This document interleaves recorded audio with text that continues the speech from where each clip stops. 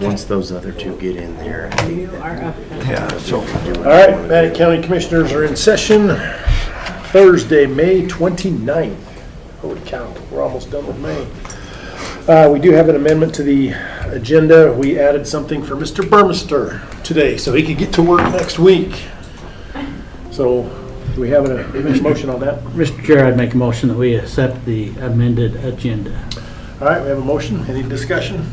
All in favor, say aye. Aye. Okay, since Christie's outside, we'll just jump right to Elise.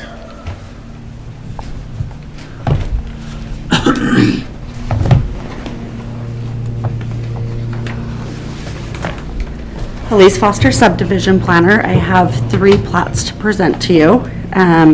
The first one is the one that we spoke about a couple weeks ago that is now located within the city of Pocatello.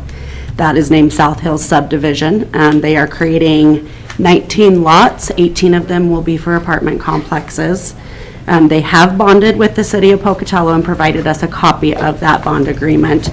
They did also bond for interior monuments. I drove out there this week. They have paved the road, so they are getting close to completing construction for the subdivision itself. Do you have any questions on that one? Nope. Do you want me to just go through all of them? Yeah, let's just do them all Okay. at once. That way we're not up and down all the time. And the next one is a replat. They are naming these 2 lots Angeline's Place at Canyon Heights. They are doing a lot line adjustment for 2 of the lots. They found that where they wanted to build approaches wouldn't work based on slopes, so they're adjusting the line over a little bit to make that work. There was no construction required for this one, and this is out in Lava. Okay. And the last one is also a replat to adjust a lot line. It is Turkey Hollow subdivision. It is located off of Pidcock in the Ingham area. So it is a plat of 2 lots. They also had no construction required for this. Okay. Any questions, comments, concerns? No. I'd go ahead and make a motion that we approve the 2 replats and the 1 plat as presented. Okay, we have a motion. All in favor, say aye. Aye. Aye. Let's do it.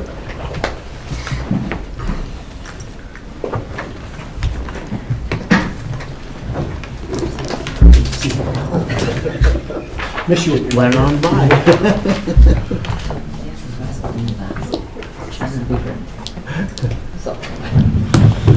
It'll work out.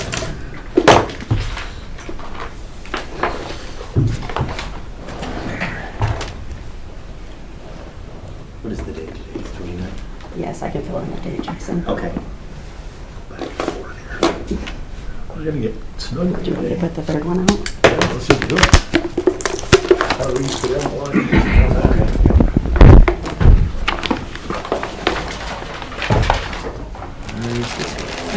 I've never seen one down over here. More.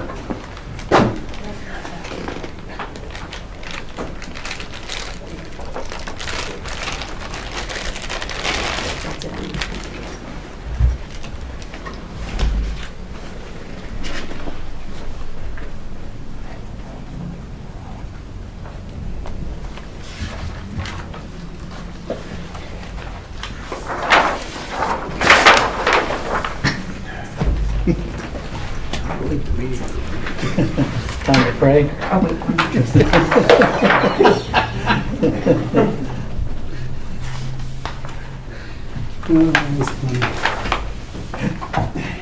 Or hide.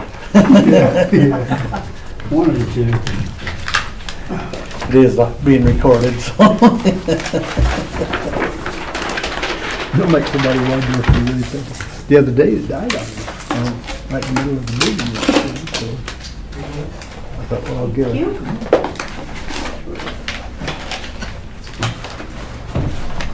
There's Kathy wasn't what was on it, she was You okay down there? Tell you in a minute. We can get up. I'd like to tell you I died, but it was my computer. Oh.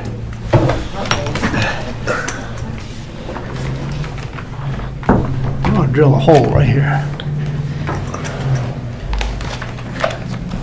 Well, we're designing a new office or chamber, so.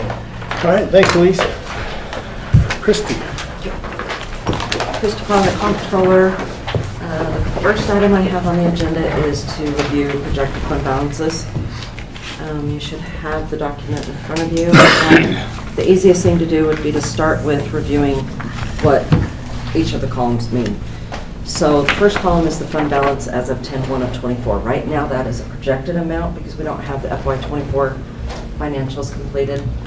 So that number is subject to change, which is why this is should be marked as a draft. The estimated 25 revenues are made up of 95% of the property tax budget or ask, and that's just a conservative approach to how much of the property taxes we'll collect. And then we also add in there if the department has any projected revenue. I have what's called a RevEst that I project revenue on, and it puts in a calculation throughout the spreadsheet to say based on last year at the same time how much what revenue we'll get, and so that's what makes up the revenue. Estimated FY '25 expenditures is budgeted expenditures. We just go with the approach that budget will be spent out unless we have information that proves different. That comes down to the projected fund balance total, and then the target fund balance amount is the expenditures times a certain percentage. Usually it's 25% because we hold at least 3 months reserves. Some departments we hold a little bit more. Hilton we tend to hold more. We basically, whatever we received last year, we'll spend in the following year, just because we never know what that amount's going to be. And then on some other volatile funds that we don't receive a lot of money, we'll maybe have that percent a little bit higher. And then the target fund or projected fund balance is excess is the amount that is above and beyond the 3 months or that percentage that we need to hold on to. For some departments, we're going to hold on to a little bit more. We want that number to be high because, like with enterprise funds, we know we're going to have projects come up, so we build reserves over time and then we'll expend it when a project comes up. So that's how to read the spreadsheet. We do have, if you look at the numbers, we've got healthy reserves. We always have been. We budget the use of reserves every year, but if revenue comes in higher than anticipated, or if departments don't spend out all of their budget, then we build reserves. And that's been the situation in most of our funds, except some of our little more volatile funds. So when you're looking at current expense, we have excess reserves of $15 million. The reason those numbers are so high is because we budgeted to use $3 million in FY '24, but we ended up adding $4 million in reserves. The bulk of that reason is because our treasurer, Jennifer Clark, does the investing for the county funds, and she has done an amazing job over the last 2 years in bringing in excess revenues. We are conservative in how much we budget for interest, just simply because that is so volatile and economically driven. We never know how much that's going to be. 3 and 4 years ago, we had losses, but like I said, the last 2 years we've had gains in that area. We've also had excess sales tax that's come in higher, just because economy-wise we're doing so well that the states had extra money, and with the percentages that they have to pay out, we've had more money come in. We're conservative in that budget number as well, just simply because in 2009, when I started to take that projected number up, we had a market crash and we had to actually reduce budget and departments had to cut. So we've been conservative in that, and then what we do is as those numbers come in higher, we try to anticipate using those the following year in the budget. So again, with the general fund, we had excess because of interest income, excess sales tax. Another category is revenue sharing. We never know what that dollar amount's going to be. That is based on sales tax as well, and a percentage comes to the counties. We budget the bulk of those dollars into the justice fund, and anything excess that is not needed goes to the general fund. And that number last year was $926,000, and in '23 that number was $943,000. So We've got some big revenue sources coming in that are, again, economically driven and volatile, so we're not too optimistic in projecting those dollar amounts just simply because we never know what those dollars are going to be. When you look at Road and Bridge, last year we had $4.7 million come in highway users and that we didn't anticipate, and in FY23 we had $1 million. These overages were mostly due because the TECA monies are still fairly new. We didn't know how to budget or what number to budget for those, and so they just came in higher than we anticipated, as well as the regular highway users funds. Nobody tells me what to put or how much we're going to get, so it's just a guess. So those monies have come in higher, which is why we have the excess money in the Road and Bridge Fund. The Justice Fund, Don't say that with him here. The Justice Fund, in FY24, we anticipated using $2.2 million in reserves. We ended up building reserves by $628,000, and in '23, we gained revenue of about $874,000. That fund has been really difficult just simply because it's the sheriff, prosecutors, and jail, and we've had so much employee turnover in all three of those departments that has created some unused monies that have rolled forward that we didn't anticipate. Before you go on, you probably explained this, but I forgot. What is the target fund balance? The target fund balance is going to be the expenditures for the current year times how much we want to hold in reserves. It'll be a percentage. Most So of it's the what time you want to save. Yes, it's for cash flow purposes. And most of the times that's 25%. Some funds are going to be a little bit higher. If you look at page 2, it tells you which funds are going to have, nope, it doesn't. It only says that, it used to have that. I need to put that back on there. Usually it's 25%.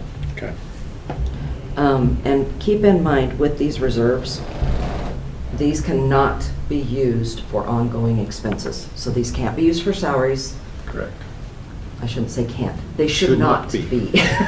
Because the minute you start obligating one-time monies, which is what reserves are, then you're setting yourself up for failure, and then you've got to make cuts in the future. So anybody that's looking at this document needs to realize we have healthy reserves, but we can't use this to pay and give employee raises.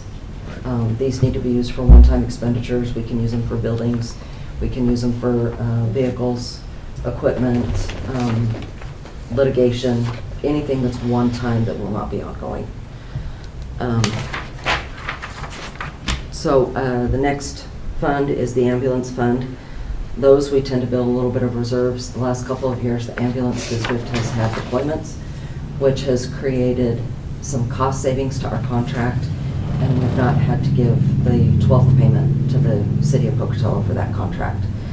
These funds, however, usually are earmarked for equipment because every year we have capital requests, whether it be an ambulance or power cot loaders, heart monitors, things like that. And we pay for all of those through there. When you look at the reserves for district court, those are going to be used for courtroom remodels. They've got a cycle program where it feels like we're constantly doing upgrades for courtrooms, so that's what some of those dollars are used for. We also use a trust that's on the second page that we'll get to. Fair maintenance, fair exhibit, those reserves are being built up for capital projects that they're going to be wanting to do, so those are pretty much earmarked. And then we get to noxious weed and mosquito, and they as well have capital needs and equipment that we use those reserves for. When you go to the third column over to PILT, we did have $1 million in funds that we did not anticipate coming in. Those were the LATCF funds. We're slowly starting to use those, but again, this is one of those funds we never know how much we're going to get in revenue because it's dependent upon the feds. They've cut us off before. They've given us little surplus amounts of money, and you just never know. I heard next year we're potentially going to get less money, but we'll see what happens. Opioid funds is fairly new. That is from the opioid settlements. Those funds, we didn't realize how much we're gonna get. I don't know revenue-wise how much we're gonna get in that. And those are very specific uses that we can use that for. As needs have come up, you guys have allowed the use of those funds. There's just not as many needs as we have dollars yet. I'm sure we'll start finding more uses for that. Is there a sunset on that? How long that settlement it goes, or is it? I do not believe so. Forever. I've not seen anything on a sunset. I just wondered, the settlement had to have laid. but Some I- of them are like a 5-year settlement. Okay, And so I don't know if we're gonna continue to get more of that. That's an area, legal at the time was involved with helping get all that set up.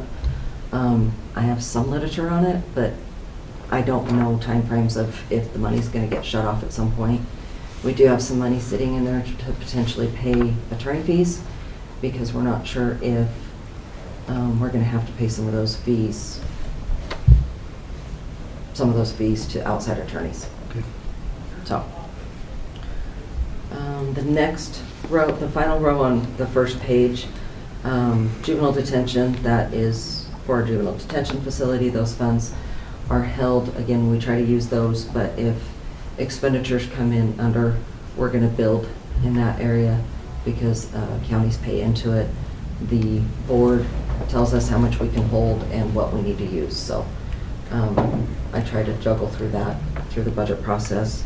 Then we have our enterprise funds. We've got the landfill, who, again, we've got healthy reserves, but with the landfill, we have remediation that's ongoing. We've got expansion that's gonna happen, and we're using a chunk of that money to get a new scale house and updated scales.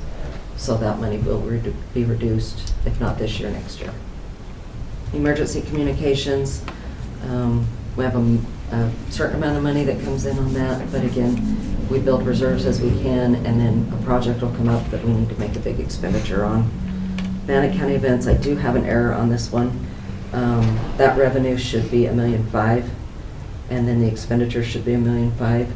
The projections on this, it's still such a new fund, and we don't have great trend information. So I'm projecting that the cash forward is gonna be $318,000. It's hard to estimate how much we need to hold in reserves because we really aren't gonna spend a lot of money at the front end.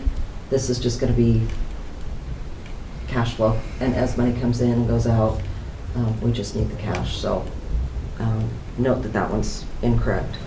D6, that one, the revenue is actually coming in really good this year. Last year it was not, but she was also not fully staffed. This year she's fully staffed, so that's gonna help her out. But that one is a enterprise fund as well. It looks like they have excess monies, but I don't know that I would really count that as too much excess monies, just simply because it is a volatile fund that depends on staffing and billings. So the next page are our trusts. Most of these are just gonna be cash driven. The revenue that comes in is what the revenue is gonna be going out.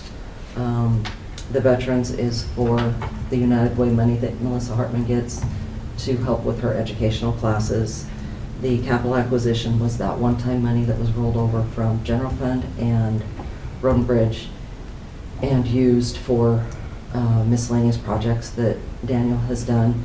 Those should be used all up this year, depending on the chambers remodel. That's what that money's gonna be used for this year. The Title III money is that money that I inadvertently checked the wrong box for the secure rural schools. That should be spent out this year. If not, it'll finish out next year. Health insurance, we run all of that money through this trust because it's easier to pay Blue Cross if we just use one fund as opposed to divvying out from all of the department funds. This one we need to watch a little bit. Insurance is just volatile, but we'll talk about through the budget process. The next one is search and rescue and K-9. We get monies in that just we turn around and spend back out. Some of it's donations, most of it's donations. Some of it is any other revenue source that they may be able to get. 2.5 Mile, that's the shooting range.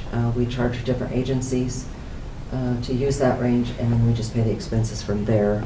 Taylor grazing, those monies will be moved into the general fund. Those are excess dollars that we get for Taylor grazing that we don't pay to the Idaho Falls Grazing District. The lottery trust, that is one-time lottery winnings that we got from people winning it big. Those are used for juvenile probation, and that's just a little bit of money that we still have sitting in there that Matt uses, but we budget the use of. Juvenile workshop, that's where fees for juvenile probation go into, and that's, Matt spends all of his operating costs out of there. So that's for his operating monies. The building trust, that is a department that we can probably let Daniel use. That money's been sitting there since I've been with the county, and it probably could just be used for a one-time building project, courthouse. The mailroom trust, again, is where we run the county courthouse mail out of. Money goes in, money goes out. I need to look at the court donations. Oh, that's jury. When somebody gets jury duty, they can opt to donate their funds, and it can go to pay for daycare. Legal research, I need to check with legal on that, or not legal, the courts. Again, that money's been there since I don't know what we can use it for. We don't budget for it. Court monitoring trust, those are monies that come into the courts through magistrate fines and fees. And those monies are usually used for, to assist with courtroom remodels. Drug seizure, these are drug seizure monies that prosecutors and the sheriff's office gets. We also have equitable sharing, which is drug seizure, but on the federal level. And usually these are just, we never know how much money we're going to get, depends on seizures and activity. And then we just budget the use of it, but they have to be related to seizure-related items.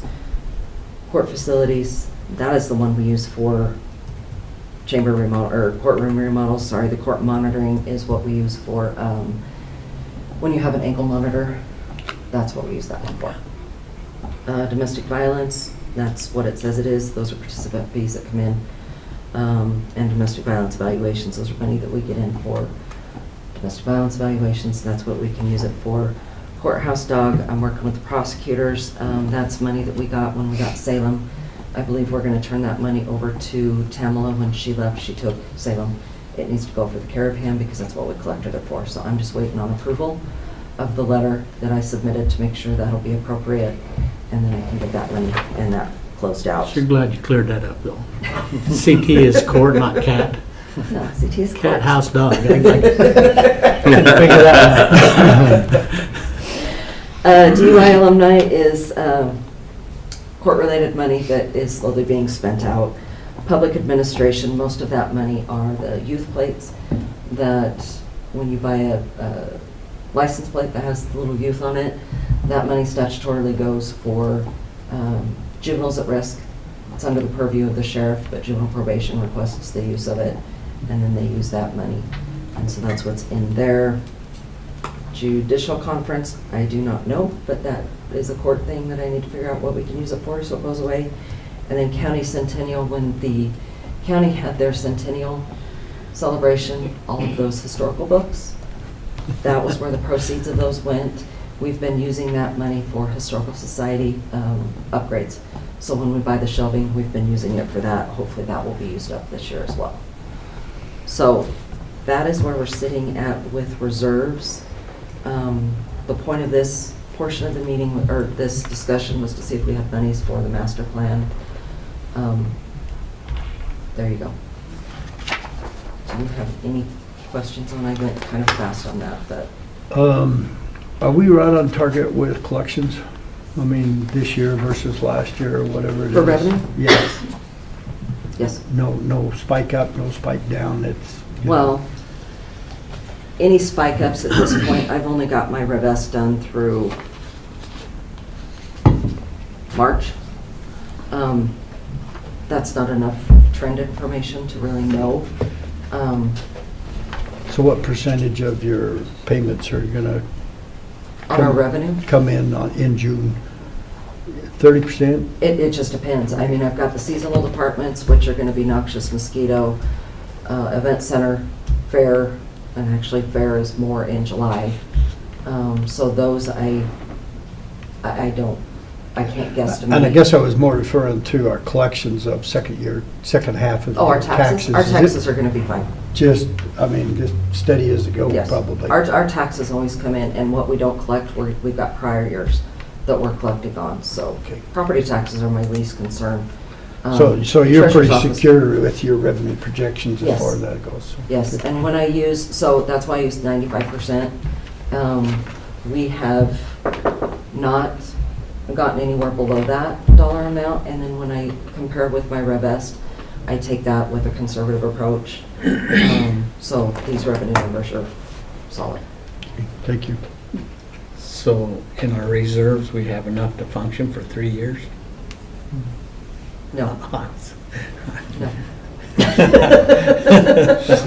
3 months. Depending on the department, Well, just, that was the meeting we had Tuesday, somebody had 3 years. yes. and I- No, we do not have 3 years for it.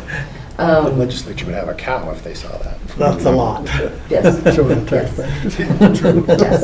And as I said, we do have healthy reserves, but, one, it's not for lack of trying to use them. We've just economically, the county and the state has been doing really well, and so that has helped. But all it takes is a 2009, 2010, and we won't be in that situation.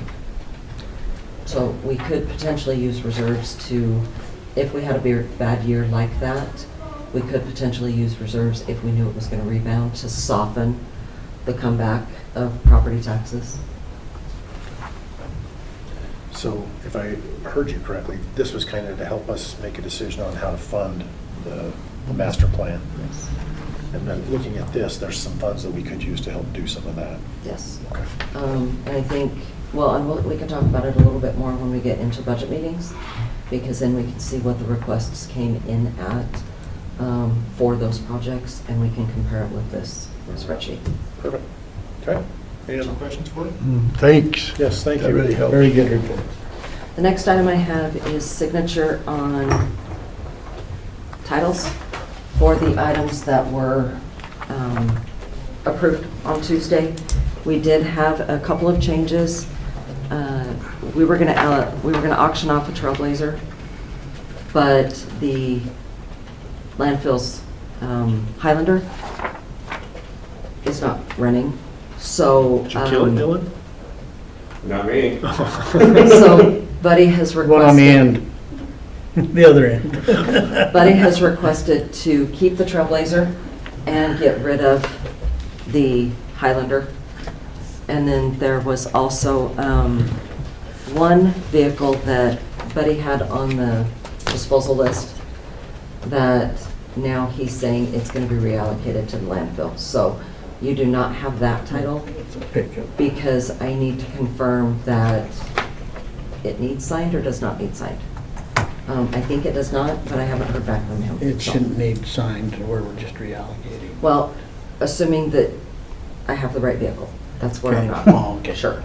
So the only thing I need a motion on is if the board would approve the disposal of the Highlander and keep the Trailblazer, since that was not part of Tuesday's. I'll go ahead and make that motion. I did talk with Buddy after our meeting the other day. He called me and told me that he had a change that he would like to make. And told him to go ahead and put it in there, so. Okay. I'm good with that. Okay, we have a motion. All in favor, say aye. Aye. Thank you. Okay, thank you. Dylan and Friends.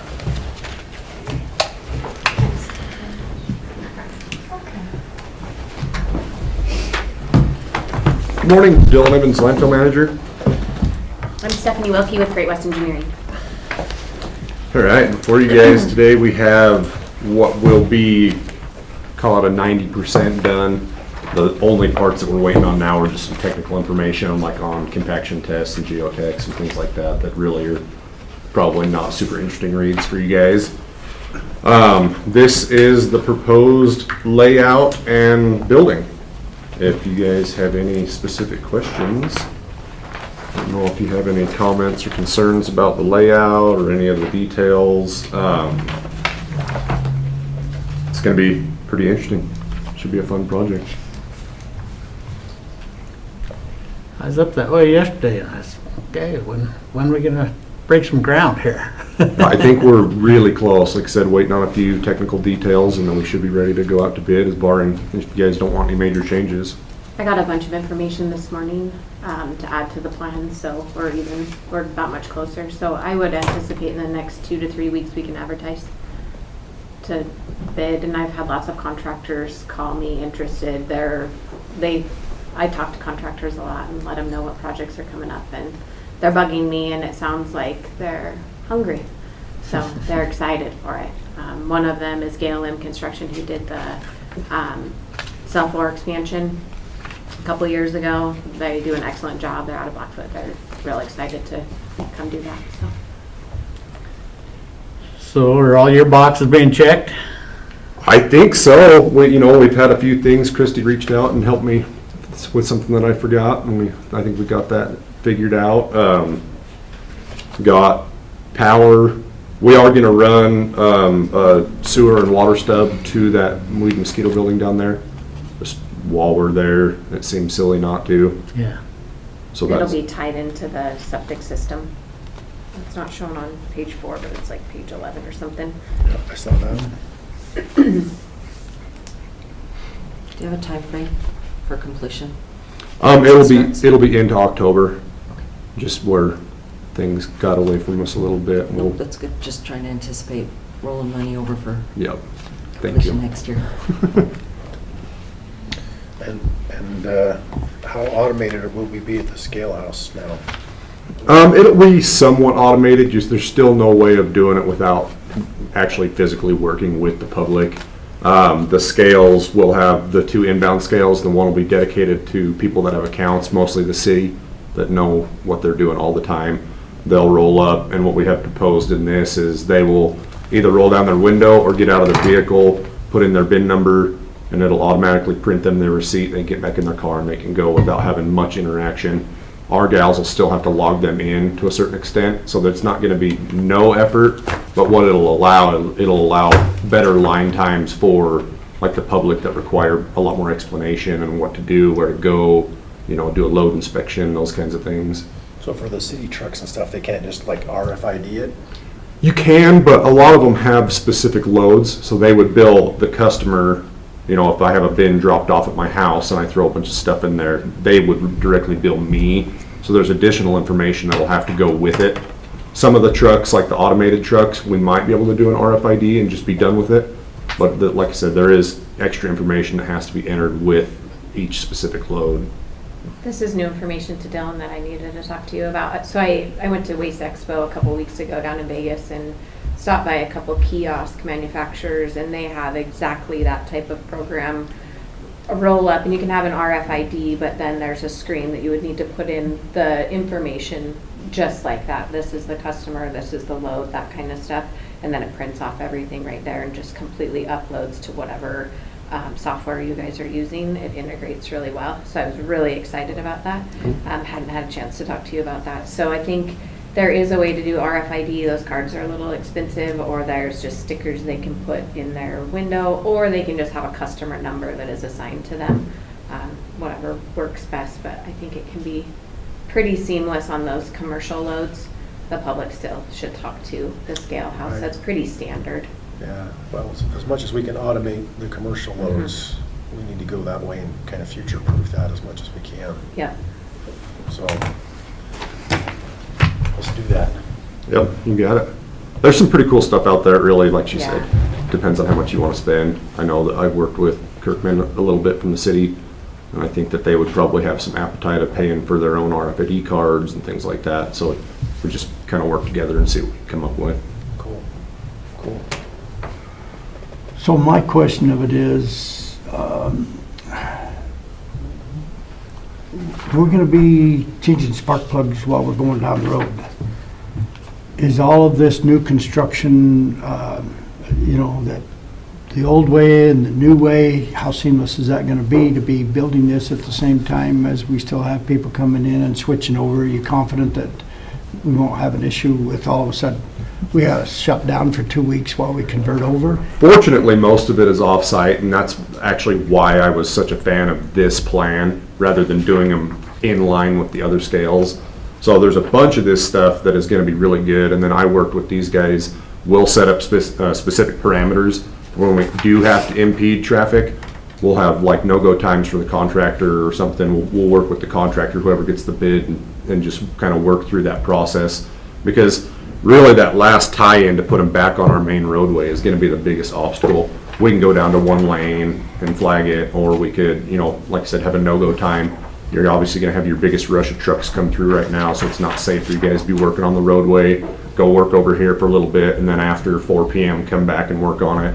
We could also do like after hours. That would be an easy thing to do. Say, look, you know, you guys wanna impede the entire roadway, well, you have to do it after 5 o'clock. So, I just hope that we don't make the sometimes unpleasant experience for the little guy with his little pickup load of stuff going out there. We just need to be very much aware that all the stuff's gonna be happening with the construction on one end and normal hours of business on the other. Just yeah, and that's something encourage you to make sure we do as much as we can we you can know, work with them on that too. with good education to the public as well as contractors or whatever. Just encourage that. Absolutely, that's a good A idea. lot of these contractors that I've been talking to are highway builders anyway, so they understand the traffic control and working around that. And like Dylan said, we'll have certain parameters of you cannot build at this time, figure it out at a different time, but you can build during these other times as far as when they're interfering with the public. There'll be times when they're down to one lane, but we'll just make sure that we limit that for when they're busiest. Appreciate that. I was just thinking, we should probably go to Chick-fil-A and see how they operate their drive-up, because that is a master class in how to get people in and out of the company very quick. So I'm wondering if there's some crossover we could use to help speed up the little guy in the truck. Have Aubrey pre-check them in. That's a good idea. Field Yeah. trip. Just whatever we can do, like you say, this isn't the first time this has ever happened, but Yeah. so we don't have more heartburn than Sounds like a field trip to me. Hey, Yeah. I don't know. I'm just saying, if you want to see a master class in how a drive-up line should work, Chick-fil-A is it. Not the one at ISU. That's a walk. I know it. As far as construction, anything, I'm trying to think, is there anything that Dan needs to look at this point in time? We can pass it to him for sure. I don't think that there's a whole bunch that he needs to be involved with. I know he's busier than heck, so I hate to bother him more than I absolutely have to, so. I'd say just let him know that this is where we're at, and let him have a chance to look at it, just so he's aware. Yeah, absolutely. And his insight might be wonderful for the building itself too. I know that he deals with that stuff a lot, so. Okay, because he'll be responsible for taking care of it once it's over with, so Yeah, just let him know what's going on. for sure. All right, any other questions, comments, concerns?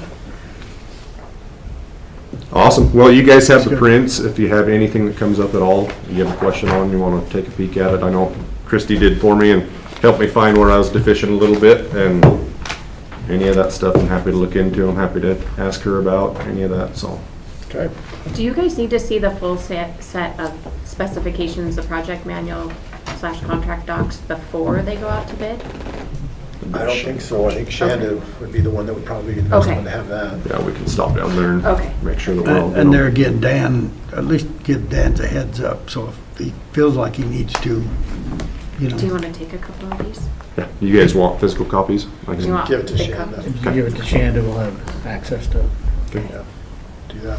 Okay, thank you. Awesome. Awesome. Thank you, Thank you. guys. Kyle. Glad we could get you on. Thank you for that. Appreciate it. Where's Kathy? So, Kyle Grimmister, Public Works Director. I had Kathy on here with me and she got sick this morning and had to go home.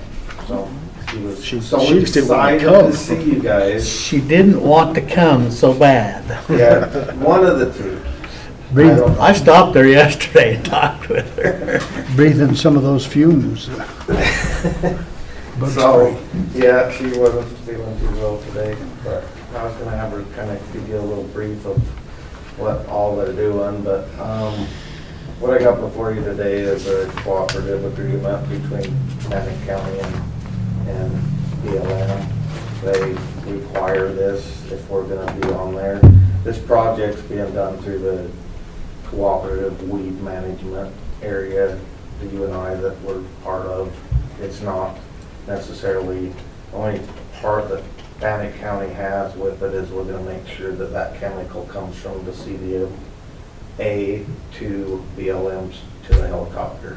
And it's pretty much been done through that association. But with us being in Bannock County, then we're kind of the head person that gets associated with it.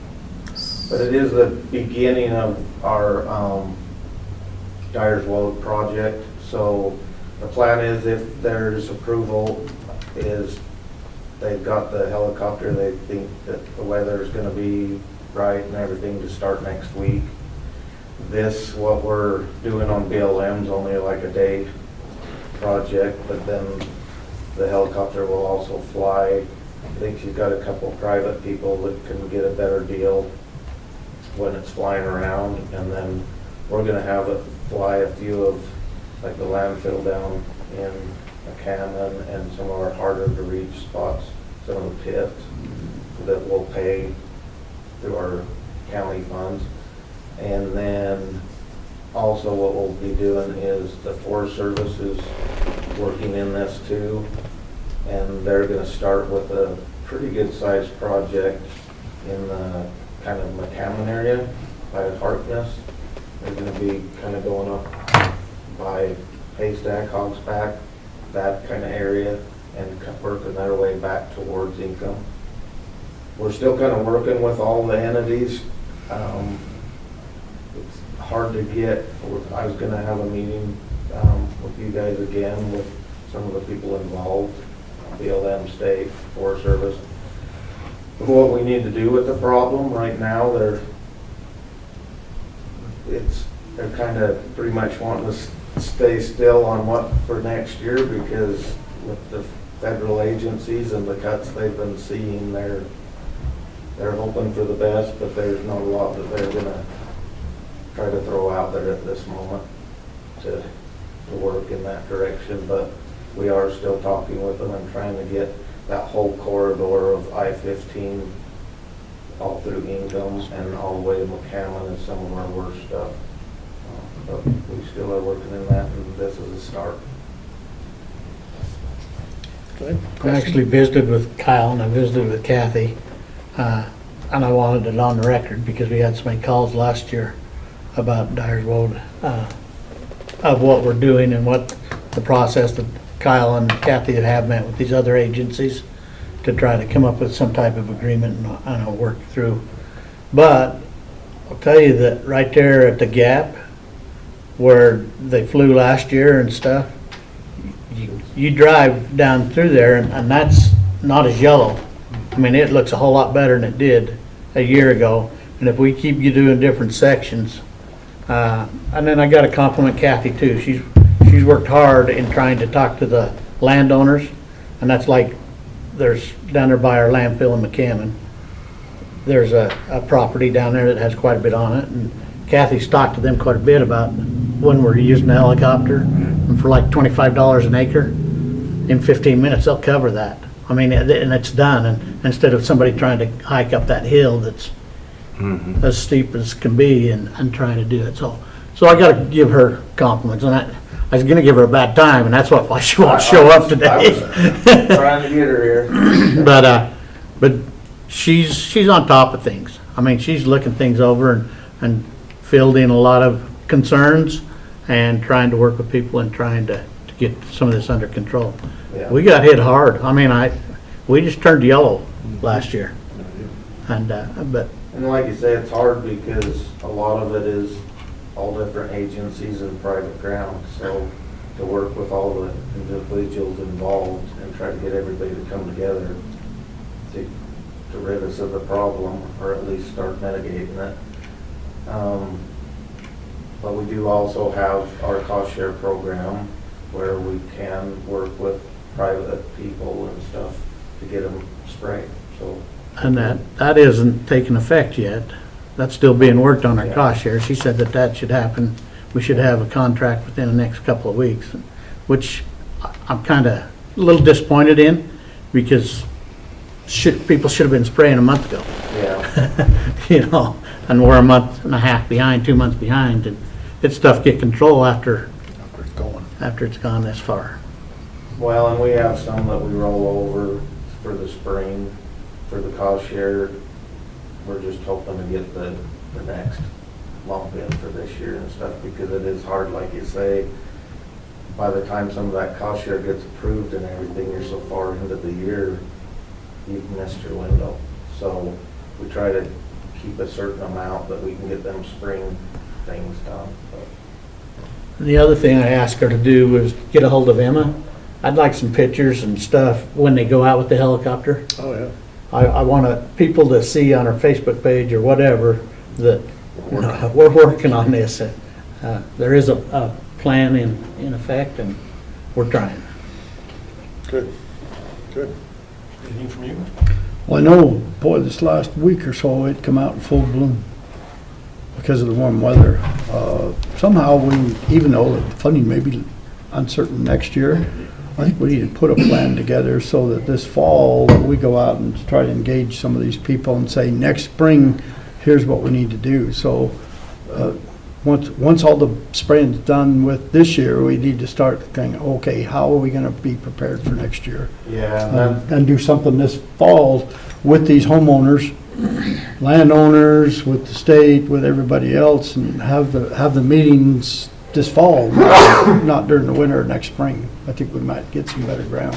yeah, and that's one of the things we're kind of talking right now for this, where we going from here is if we can use the CWMA to actually, like how we do the cost share, and then there's these special projects that they do, is to get that more as a special project, to get a little more funding towards that. So even if some of the federal agencies don't come up with it, that we might have some other avenue to fund it. One thing Kathy was kind of proud of is if you went up to the fields up at the event center this year, did you see any dandelions?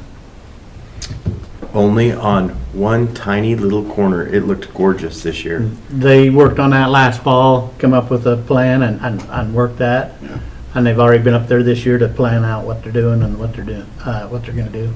And then she showed me, she has a map there of all the areas that they pre-did and all the stuff they've done. I mean, It was it's gorgeous this operating year. very well throughout the county. I gotta give her credit. Yeah, on all the facilities, we tried a pre-emergent last fall, which looked like it did pretty good, which was a great thing. And they do really good on all the facilities for parking areas and stuff that needs sterilized and all of that. They've done really good. Good. Thank you. Okay, any other comments or concerns on this contract? I know legal's looked at it and given it their blessing, so with that, I'll move that we approve the contract as discussed with the BLM. All in favor, say aye. Aye. Aye. Thank you. We will go and get the air. All right. All right, that puts us to the consent agenda. Is there any questions, comments, or concerns on that? We have salary rate approval forms, payroll report, certificate of residency, and a couple other authorization for accounts payable and card user agreements. Any concerns? I'll make the motion, we go ahead and approve the items on the consent agenda. We have a motion, all in favor say aye. Aye. Aye.